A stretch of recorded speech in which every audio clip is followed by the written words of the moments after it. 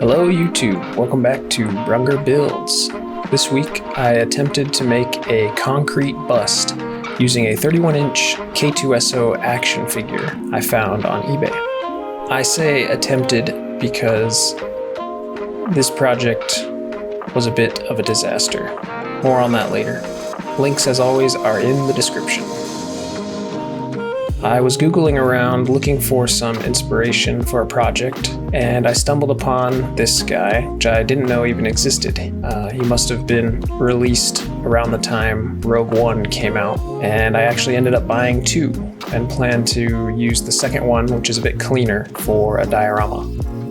For starters, I wanted to know how this guy was put together, since I will be disassembling the other one and doing some modifications to him. I knew for this one I was going to need to fill in all of these little screw holes on the back to get a clean cast. So here I am just measuring the body, the width and the length, just to get an idea of how big of a melamine box I would need to make for the silicone mold I plan to pour. I bought a ton of oil-based clay that I plan to use as the first side of the mold that the first pour of silicone would make contact with.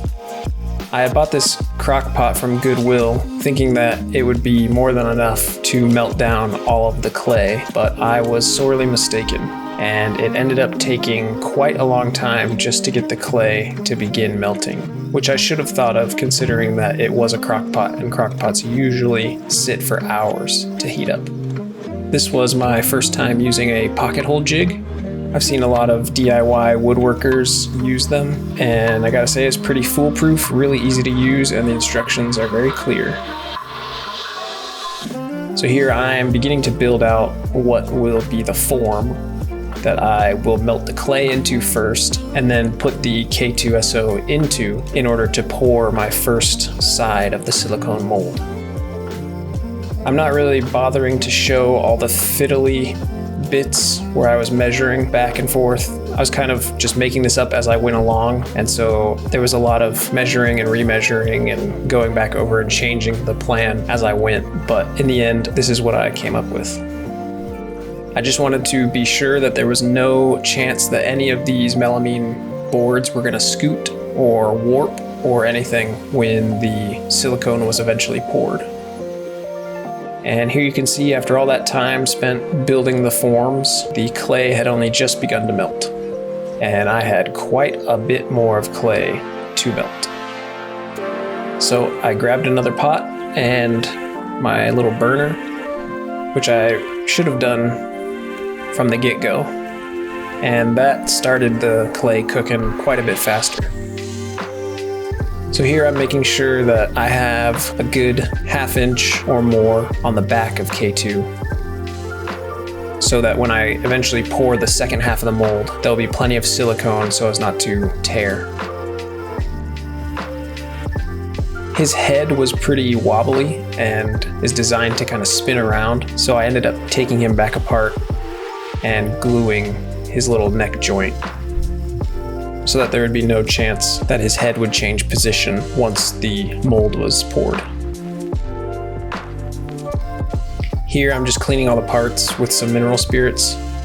I didn't really know whether or not the silicone would be affected that much by little dust specks and stuff like that, but I just wanted to be sure that I had a nice clean surface for everything. And here I am mixing up what is a vat of boiling clay, which honestly was not the safest thing to be sitting right next to me as I worked. So here I'm just making sure that I have some supports for him so that he will not move. What you can't see in this footage is that on my first initial pour, I actually splashed a tiny little speck of hot oil clay into my eyes. So remember to use safety glasses, always. Here I'm mixing up some milliput. I had never used this before, but it was very easy to work with. You just gotta make sure you mix it up really well. It's a 1-to-1 ratio, and it cleans up really nicely. Just a little bit of water on my fingers, I was able to kind of smear it around and get the excess cleaned off. and then it dries hard as a rock a few hours later. So I just went around filling all of the torso holes, just so I could have a smooth back surface. I tried to preserve as many details in the little shoulder pieces as possible. So after that first pour had kind of cooled a little bit just to get kind of solid, I poured a shallow second pour and set K2 down in there, and quickly realized that the little form I had made near his legs was not going to allow the clay to be deep enough for that half of the mold. So I kind of tilted it up at an angle, and that allowed me to get a bit deeper with it.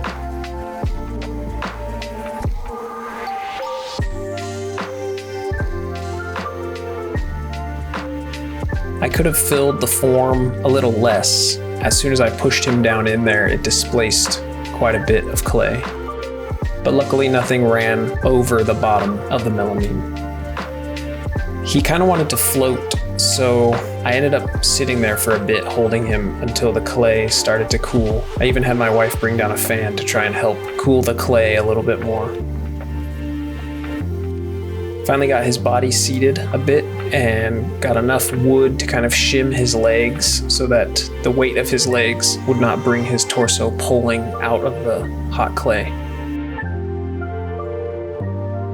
So there he sat for quite a few hours until the clay had mostly cooled. And once it was fairly cool and no longer runny, I went through and began removing the excess runover. I don't know if there was necessarily a better way I could have poured this initial clay bit, but it definitely took a few hours of cleanup. It was very tedious, so I just did my best to go through removing any excess and anything that was sitting in any cracks, and just trying to get everything smoothed up and making sure that the clay butt nicely up against the entire surface of the figure so that no silicone would run into any gaps and underneath the figure.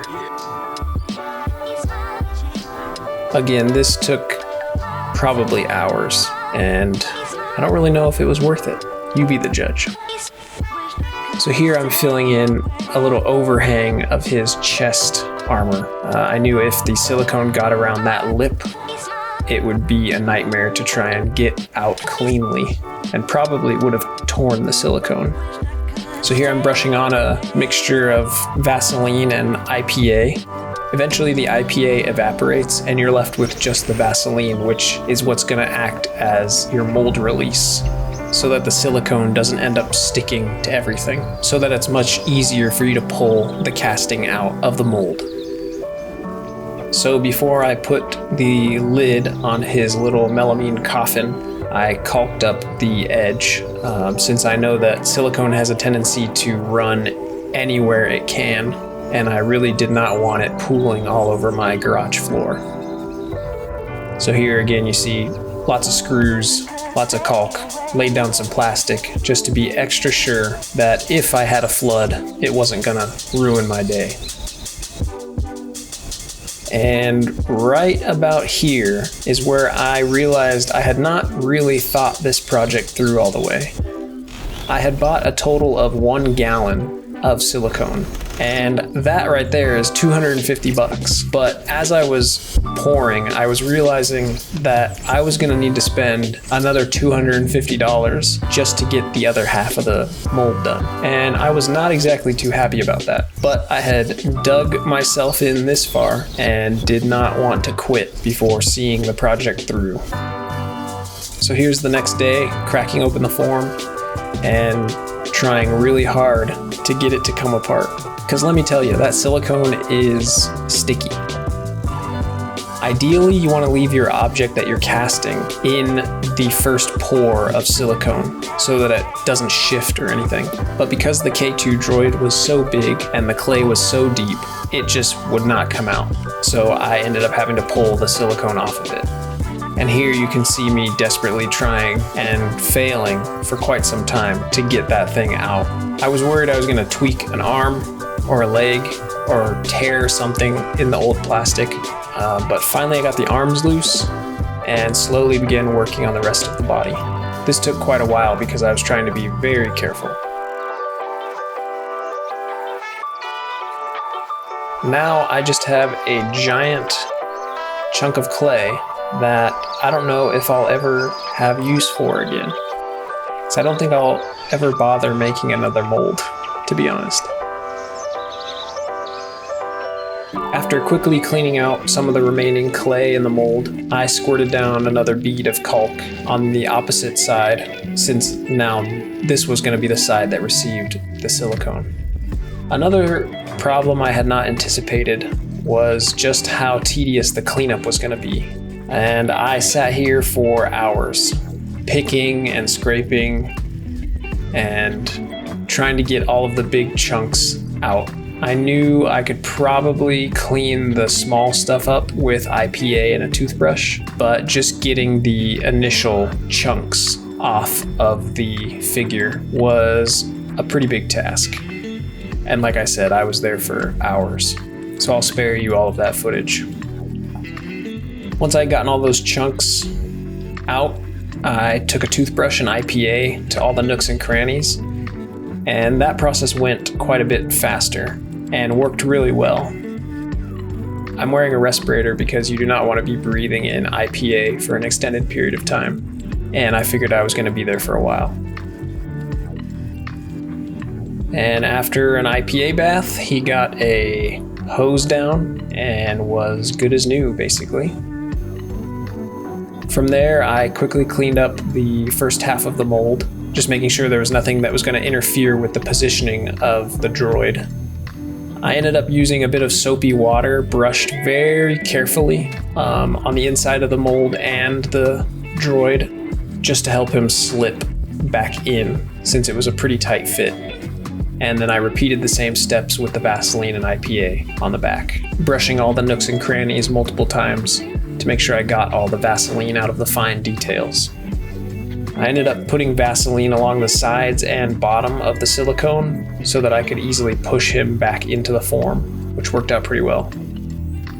So here I am, another $250 in the hole, bringing the total cost of silicone alone to $500. A small bit of panic ensued as I realized that the gallon of silicone I was pouring was just a little less than I needed to cover the bottom lip of his torso.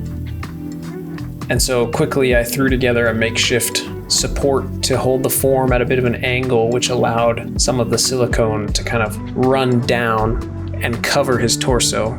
This allowed me to get the last little bit of his torso on the back, but this part of the mold is probably the weakest part since it's much thinner. So next day, cracked that thing open, hoping that nothing had gone wrong, because I had spent a lot of money on what was originally supposed to be just a fun little experiment. There you can kind of see the angle of that second pour of silicone.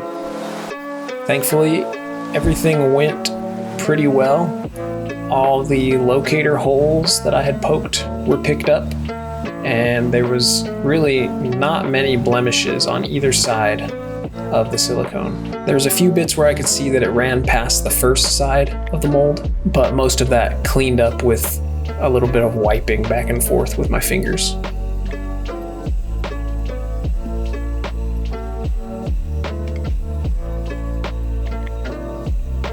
Just did a quick cleanup of both sides of the silicone, and then I got ready to pour my concrete. I'm using that tie down to keep the two sides of the silicone together in the form. I used this rice pouring method to kind of roughly estimate how much cement I should mix up, and in the end I undershot it and actually ended up needing to do a second pour. In place of water, I decided to use this concrete bonding adhesive from Sika. It's supposed to supplement the water and ultimately make the concrete stronger. I also used this black dye to try and get a little closer to the color that K2 actually is. In general, you're supposed to mix concrete with as little liquid as possible, but this bonding adhesive is supposed to mitigate that a bit and allow you to mix the concrete a bit wetter.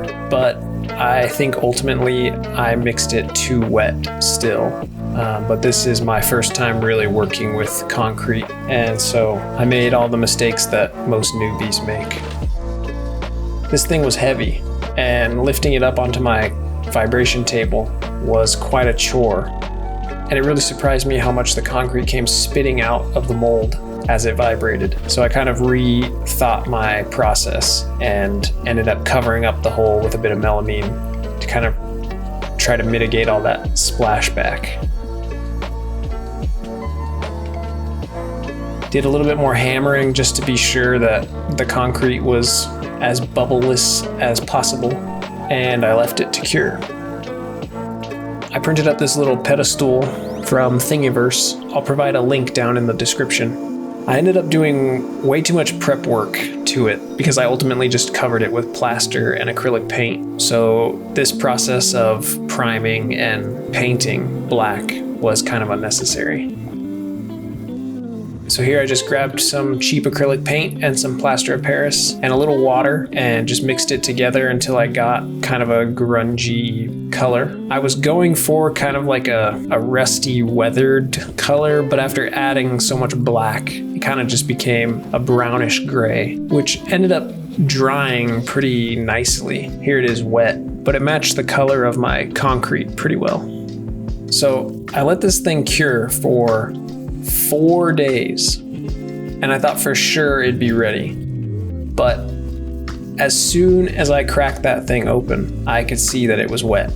But I figured maybe it wasn't that bad. Maybe it was just a little bit of drippage or something, but the entire thing was pretty wet still all over.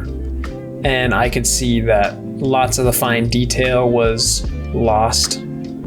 I could see that the neck was already cracked just from the little amount of separating the two halves in the mold. And at this point I was pretty discouraged and was just kind of ready to throw the whole thing in the trash. But I knew I needed to get a video out this week, and I soldiered on. You can see on the back where the sand separated from the cement and pooled on the back of the figure.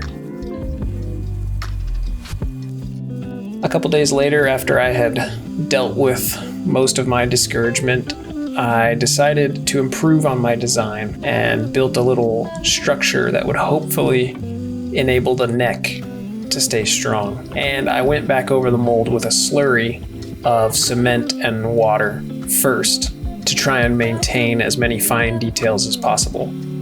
I had ran out of black dye, and so I just figured he was gonna have to be gray this time. And everything was going pretty perfectly until I forgot to put the tie-down strap around the melamine, and I had a big bunch of pour out, which ultimately resulted in the mold lines being really visible on this pour. By this point, I was really tired of this project, but I knew I needed to finish it, if nothing more than because I had spent so much time already working on it. I'll spare you guys the process of me demolding it again, but it didn't come out much better than my first pour. The neck was stronger, for sure, and some of the fine detail was a bit more preserved, but ultimately the face was still pretty messed up. So after removing some of that excess wood coming out of the bottom of K2, I just threw some 2-part epoxy on an old 3D printed base I had and stuck that cast down and called it quits.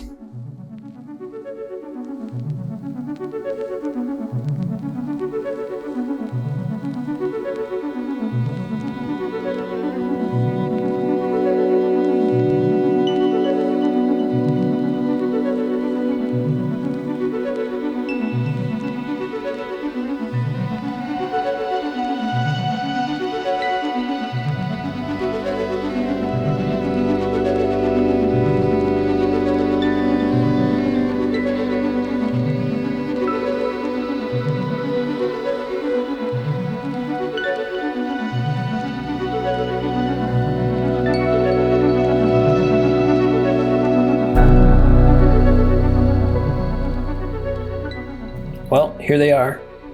And under a single lighting source, they don't look too bad. although they're not quite as nice as I would have liked. My original goal was to be able to crank out a bunch of these and maybe sell them.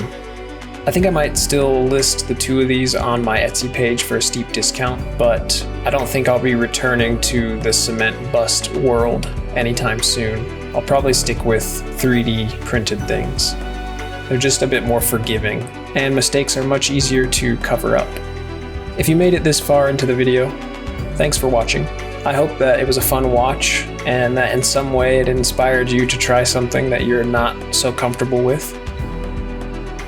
And if you are at all interested in purchasing one of these guys for a steep discount, the links will be in the description. Don't forget to like and subscribe if you want to see more of my content in the future. Thanks again for watching. Have a good day.